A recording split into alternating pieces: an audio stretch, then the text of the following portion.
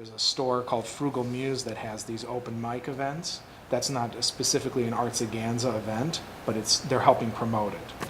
So they let me come in there and speak a little bit about it and hand out flyers and stuff like that. So that's an event too, of inviting people, hey, let's go over to the open mic event. We'll make it into an event. What is that? That is not okay, you can all sit down.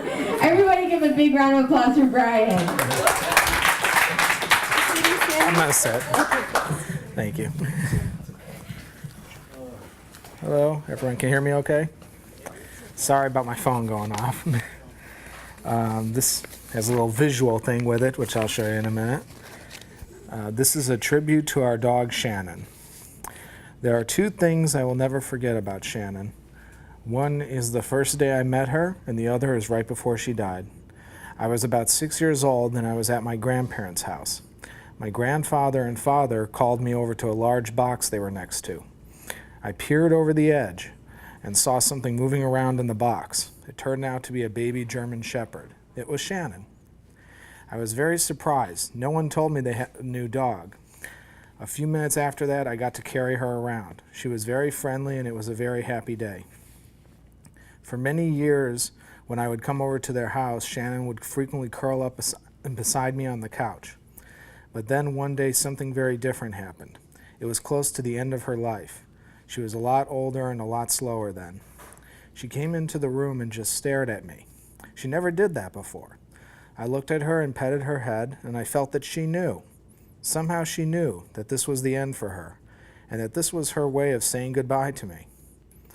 I then said goodbye to Shannon. It was not long after that my grandparents put her to sleep. Shannon was not my grandparents' first dog, but she was the one I knew the longest, and I was over there so often, it was as though she was my dog. I still miss her to this day. And then I have this here. That's me and Shannon, shortly after she was born. And then this is Shannon towards the end of her life with my grandfather. So she grew to be much bigger. So she was your muse for this poem. Yeah, I didn't use the word. Sorry. That's it. Thank you. Shannon may have symbolized something with Brian because Shannon didn't like being left alone.